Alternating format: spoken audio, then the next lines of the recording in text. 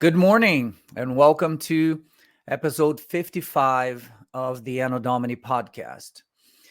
Some of you know that in 2015, before coming to live in Texas in 2016, I spent almost half a year, 6 months in living in Washington, D.C., engaging in the local life there, especially in the political world. The house that I used to live, that I was hosting me, belonging to a local pastor. He died a couple of, I think, 2 years ago. But his home and his ministry was located on Second Street, right behind the Supreme Court. So, from the prayer room on the third floor of that condo, you could see the back of the Supreme Court, and from up there all the way, you could see the Capitol right there. So it was an amazing experience. And as I lived in DC for those 6 months in 2015, I was able to be more familiarized, I should say, with an American organization called Family Research Council, known by many people out there as FRC, Family Research Council. They are a wonderful Christian conservative think tank that focuses on their main focus, although they work in all areas of public policy making in the country, fighting for conservative policy making processes and lobbying the Congress, in terms of pro-life issues, pro-Second Amendment issues, and so on and so forth, against illegal immigration. One of the areas that they are most active and effective on is on religious freedom. So I came to know about them, about their existence, although they have been in operation since, I believe they started in 1978. So it means that they have been working for over 40 years in all these areas in the heart of Washington, D.C. But in 2012 was the first time that I visited with them. It was my first time coming to America when I landed my feet here in America for the first time in person, and I visited with them, and I spent 3 very active and dynamic days. When I was interviewed, I interviewed people. I was talking about what I did back then in Latin America. Then I brought a group of 93 mayors and city councilors or council members, and also public agents, public servants, civil servants from 18 countries in Latin America and Africa to spend some time in Washington, D.C. And one of the days they stayed and they were taught by and ministered to by Family Research Council. So I know what they do, and they do things pretty well. They work in a way that I believe that the most important thing about them is how they unveil, they reveal, they show the country the behind the curtains movement, especially in the political arena, against civil liberties, against religious liberties, against the Constitution. So they are like a stalwart to that. They are very active and engaged all the time. And so that is just a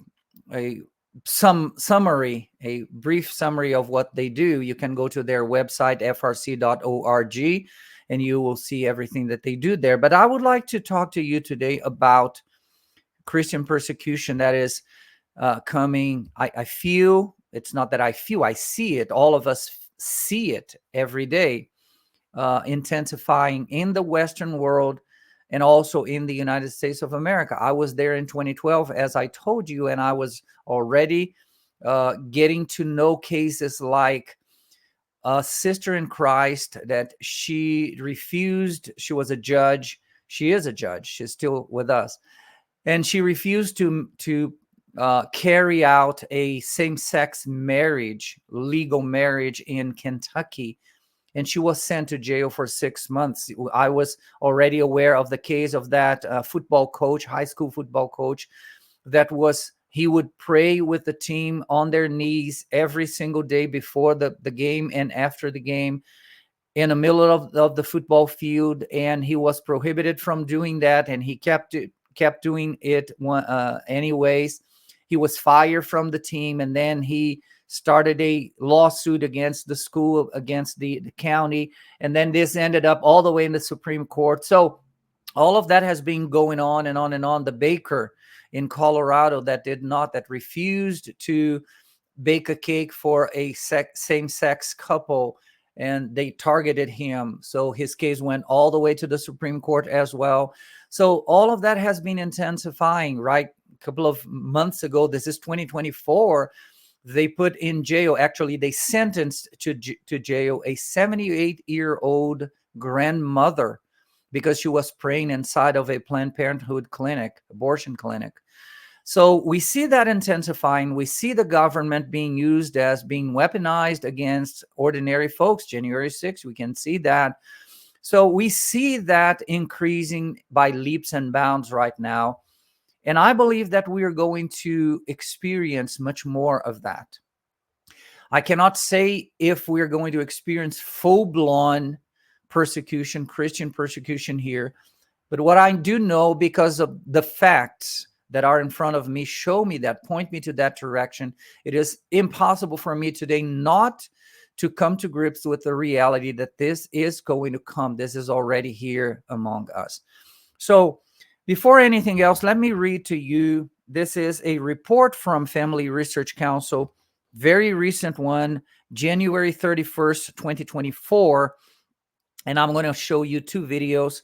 And with these two videos, my focus would be, number one, the first video is to show how the Democrat Party especially has been weaponizing the government in all of its levels against especially Christians, but against ordinary citizens everywhere, but focused on religious freedoms here, or religious persecution in this case. And the second video is from the same guy, Pastor Doug Wilson. He is going to be talking about a movie that is out there right now, a documentary put up by Rob Reiner. And, well, he believes that there are some Christians that should not be given religious freedoms because they are spreading disinformation, misinformation. They are radicals. They are fascists. They are all the names in the book. And he is making comments. He is actually analyzing that documentary. It's a 7-minute video, and I would love for you to watch it with all of your attention. And my purpose today is to show that both from the political world, the government area, from that area to the church area, things are out of touch, out of control right now, pretty much, right? Against Christians, against those who profess Christ and that who are willing to serve him and to commit with the principles and the values related to God and to his kingdom. And the persecution in the book of Acts, if you guys remember, it did not start with Rome. And I think I mentioned this here last week. It did not start from Rome. The politics of Rome could not care less about Christianity in the beginning of the process. So it was a persecution from their own peers, meaning the Jewish leaders, the Jewish people. But later on, it crossed the line, and now Rome is after the Christians as well. So this is the parallel that I want to make this morning with these two videos. But let me start with the article from FRC. It says, Washington, D.C., Family Research Council's Center for Religious Freedom today published an updated edition of its report, Free to Believe, the Intensifying Intolerance Toward Christians in the West, which seeks to provide a better understanding of religious freedoms violations perpetrated by Western governments against Christian individuals, organizations, and churches. Between January 2020 and December 2023, FRC identified 168 such incidents across 16 countries, in the Western world. These results were obtained by analyzing open source documents, reports, and media outlets from 34 countries. Examples of government-sanctioned acts of hostility Western churches faced, Western Christian churches faced within the past 4 years include being arrested or fined for preaching or praying in public spaces, being punished for voicing biblically informed beliefs in the public square, and pastors facing fines or imprisonment for failing to abide by COVID-19 restrictions, which were sometimes more stringent on houses of worship than on secular institutions and businesses. Although this report is not an exhaustive account of all the instances of government-sanctioned hostility toward Christians in the Western world, it still paints a troubling picture of a rapidly secularizing Western world, unable to tolerate both public and private expressions of the Christian faith. Tony Perkins, Family Research Council president and former chair of the U.S. Commission on International Religious Freedom, commented on the updated report. Quote, "During my time as chair and commissioner of the U.S. Commission on International Religious Freedoms, I saw a marked rise in violations of religious freedom against Christians. This occurred not only in long-standing persecution hotspots such as China, Pakistan, and India, but also across the West. It is shocking to see Western countries, the same ones we think of as free and open societies, take authoritarian measures against Christians simply trying to live out their faith. Hostility toward Bible-believing Christians is clearly and steadily rising in the West. The report details numerous infringements, including those related to restrictions on speech and public prayer. These abuses are alarming for anyone who understands that the historic understanding of religious freedom is the ability to live your life according to your faith in every aspect of your life."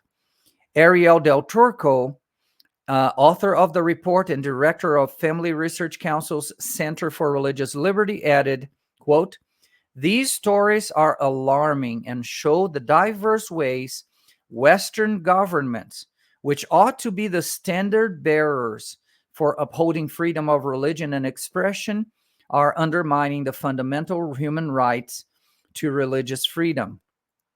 This report serves as a warning about how basic freedoms can erode even in Western democracies. Religious freedom must be protected at home so that we may also defend religious freedoms across the globe and stand up for the persecuted. So you see that this is a report that came out in the beginning of this year, and I would recommend you to go to frc.org website. You will see the full report right there, and you will, if you see with your own eyes, you will observe how this has been intensified. We see cases every now and then because the media show us that.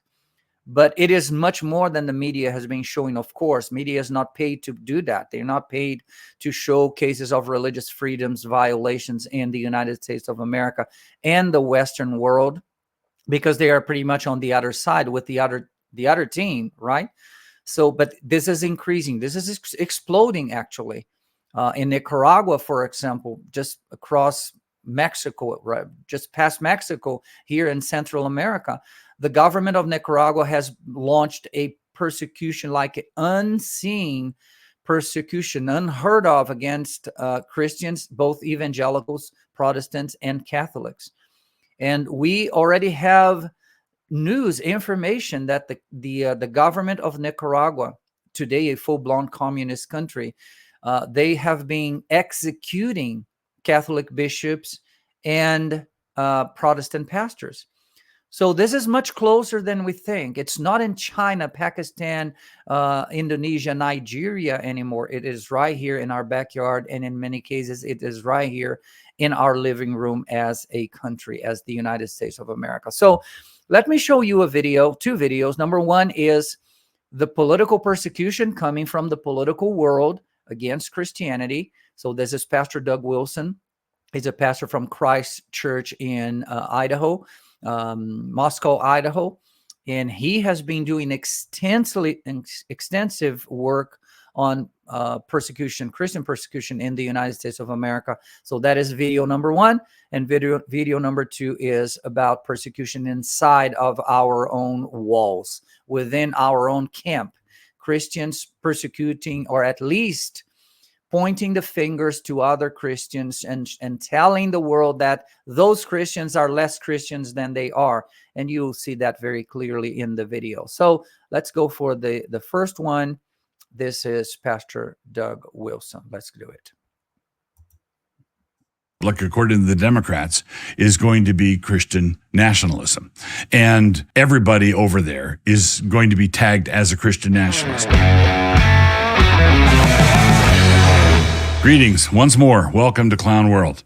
So as this election, this presidential election is taking shape, it looks as though the Democrats have pivoted. You remember that Joe Biden did that neo-fascist speech a year or so ago, where it looked like some Nazi propagandist had put together the set, and he was going to be Dark Brandon. He was going to be the forceful Mussolini type. He was going to lay down the law for us. That didn't appear to fly. That didn't. Everybody went blick, ick, poo. Right. So that and the word has appeared to go out that they have decided to pivot from that Dark Brandon approach to trying to use anybody who's supporting the opposition, i.e. Trump, is a Christian nationalist. So the great threat to the republic, according to the Democrats, is going to be Christian nationalism. And everybody over there is going to be tagged as a Christian nationalist. There are Christian nationalists who are willing to say 3 cheers for Christian nationalism.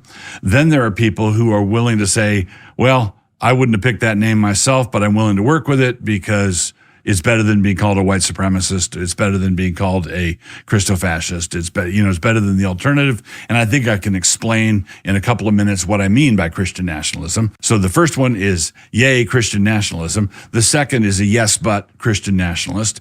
And then the huge cohort over on the conservative side would be, I'm not a Christian nationalist, but I'm going to have to defend Christian nationalism anyway. That's the dilemma that you're in. So, and this was seen in a recent MSNBC Talking Heads set where anybody who believes that our rights come from God is labeled as a Christian nationalist. And the Democratic Party is going to label anybody who's going to vote for Trump for any reason, for whatever reason, as a Christian nationalist. If you're in that camp at all, you're going to have to get a few basic arguments down. And I want to start by providing you with one of them. If there is no authority, if there is no transcendent authority above the state, then the state is God. If there is no God above the state is God. If there is no absolute above the state, then the state is absolute. And if you say, oh, no, I just want to be a secularist, I don't want the state to make any pronouncements one way or another about whether there is an absolute above the state. Well, then that's essentially official civic agnosticism. And that what you're doing there is say, I'm not saying the state is absolute. I'm just saying that the state is functionally absolute. That's what you have to say. If you're a secularist, the state has to be functionally absolute. If you are not a secularist, then you're going to be tagged as a Christian nationalist. If you think that rights come from God, if you think that God is ruling over all and that the Supreme Court and the Congress and the president can't dictate anything to him, if you believe that God is truly transcendent and that he gives people dignity, imprints his image on them, he bequeaths rights to them, if you believe that, then you are a threat to the statist absolutists. And that's what it all boils down to. That's a simple argument. If there is no authority, transcendent authority above the state, then the state becomes that transcendent authority in effect.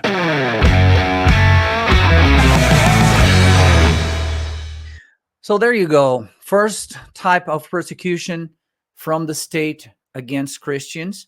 And this, I think I mentioned this here yesterday, after decades of Christianity, after Jesus had ascended into heaven and the Christians were spreading everywhere in the Roman Empire was not after Christians.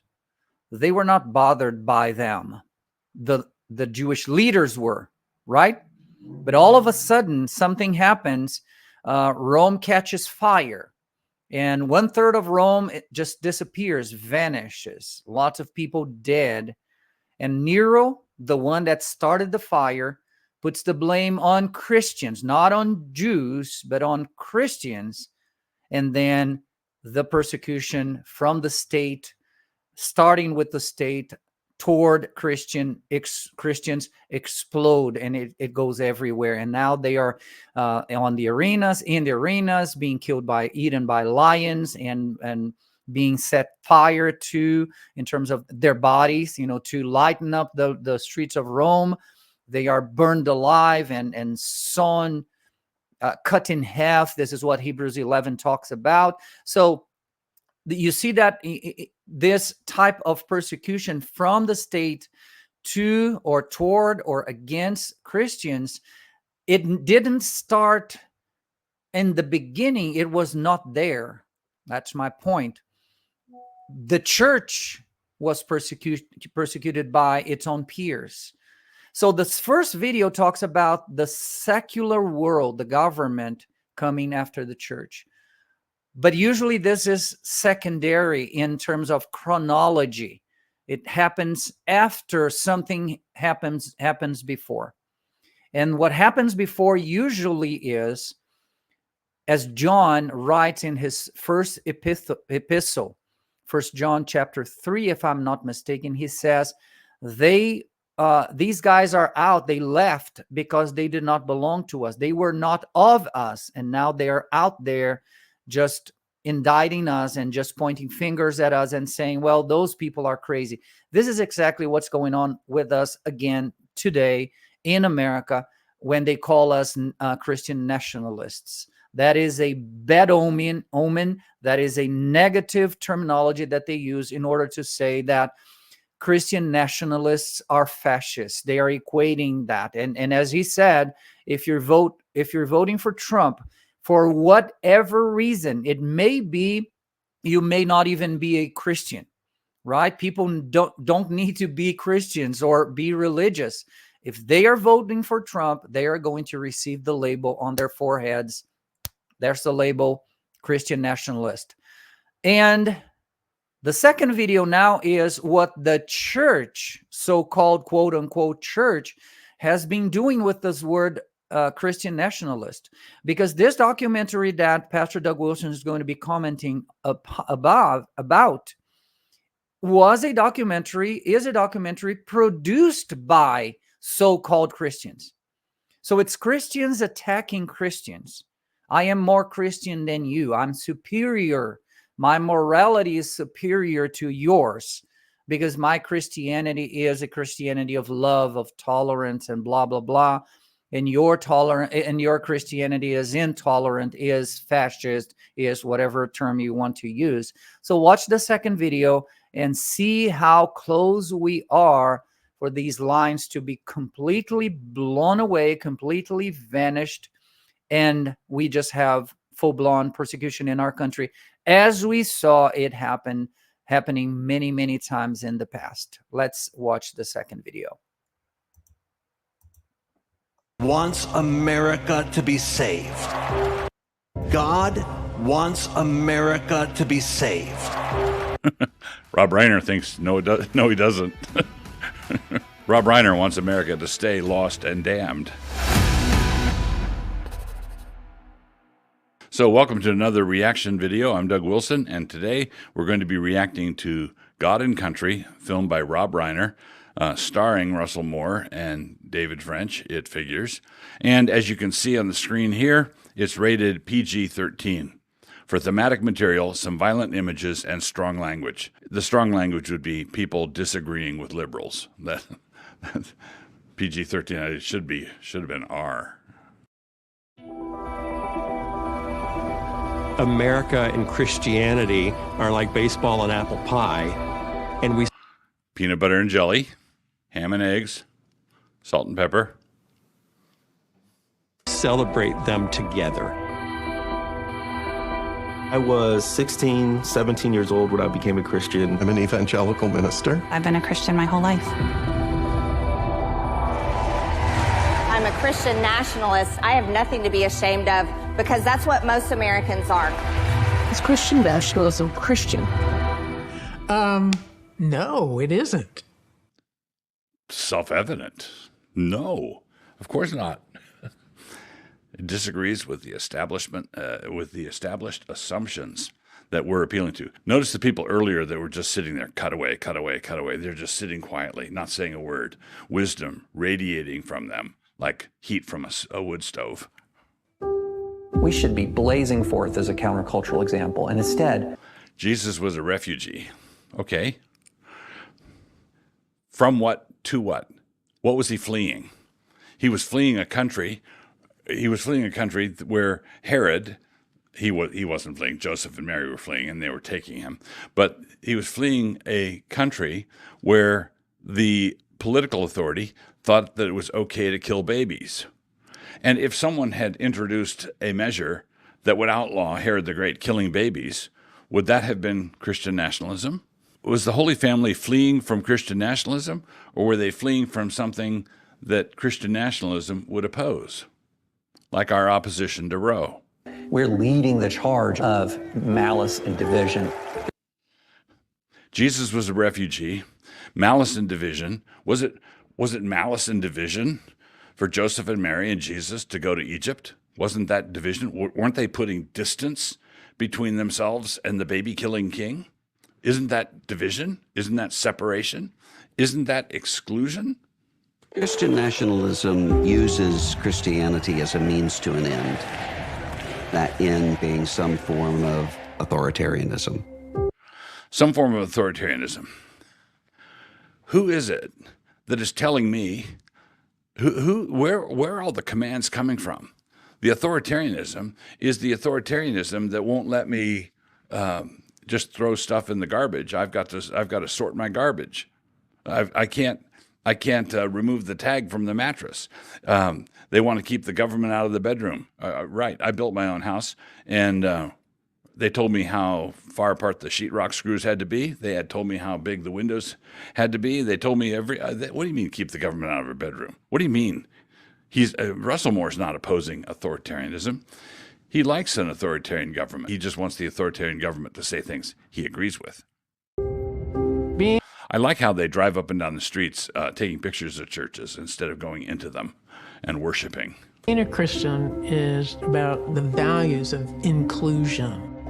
Nothing against soup kitchens, I think, but you have to understand there is a kind of social gospel Christianity that wants to limit Christians to soup, and not thick soup either. They want it to be thin soup. It always has to be thin soup. Christian nationalism is certainly not based on the values of the gospel.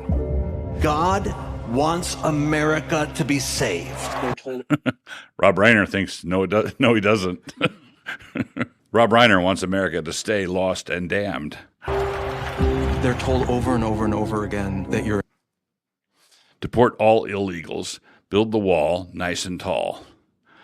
So, is this good or bad? Well, it all depends on which way the illegals are going to vote, right? If the illegals were coming across and registering, let's say, at a 70% Republican rate, I wonder, the wall would be built by now. in danger. You need to fight if you don't want to lose. Okay, that guy getting arrested there. What was he getting arrested for? Why was he being arrested? His daughter had been attacked, assaulted, molested, and he was protesting this at a school board meeting. Huh? It's your country. We are in a civil war between good and evil. This is not a movement about Christian values. This is about Christian power. What happens to the people who don't believe this stuff? What happens to us when we don't believe your stuff, right?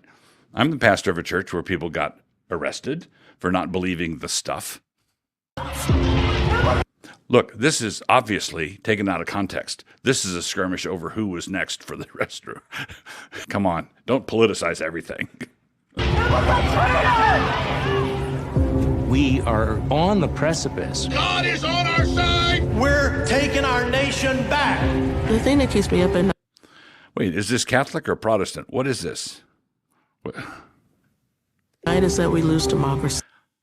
Hangman's Noose? Jolly Roger? I don't know where I am anymore. Does that seem possible? Yes. This is a hate march to be distinguished from the love march to come. Christianity at its best is committed to love and truth and justice. Christianity at its best is committed to love and truth and justice. In the public square, are we allowed to march for love and truth and justice in the public square? Is it what's true about marriage? What's true about the dismembering of unborn children? What's true about that? Is this movie opposed to or in favor of the overturning of Roe? Which way? If we do this right, what a country we will be. If we integrate Christianity and politics the right way, which is, in summary, the way he thinks, if we combine it in the right way, then we will have the good kind of Christian nationalism, liberal Christian nationalism, deracinated Christian nationalism, etiolated Christian nationalism with all the Christian stuff emptied out. Well, there you go. He's funny and he's satirical, and he uses irony as almost nobody else that I know, but so straightforward, right? So straight to the point. They want a Christianity that speaks their language. That's all. We can accept you, we can tolerate you as long as you speak our language. There's no diversity. I mean, the guys that preach about diversity all the time, they just squelch, they crush any disagreement, any disalignment with that. You're not in harmony with us. You're not in tandem with our principles, with our tolerant and righteous movements. You are a Christian nationalist. But as Pastor Doug Wilson said, Christian nationalism is much easier to explain than when we are called Christo-fascists, for example. There's no way you can explain that. And as Marjorie Taylor Greene was saying, I'm a Christian, I'm a nationalist, I love my nation, I love Christ, and I love my nation. Therefore, this is just a reality. But they weaponize this word, as they do many words out there. They twisted it, and they just stuck the label on the foreheads of each one of those people who do not say what they want to be said. But the problem with the second video is that this is coming from inside of the church. Russell Moore, David French, Rob Reiner. There are other pastors in this process. I was listening to a podcast yesterday as I was driving back home from Andrews, where I preach every Wednesday, and the person that was I think it was Steve Dace. He was talking about Pastor Tim Keller's church in New York, that before he died, he segregated the church to the point of, so it's a massive mega church in New York, and he put categories of areas inside of the building where richer people would sit and take the seats, and then another category, another walled area for lower class, and then lower class, and then the ones that, the have-nots, all the way out there.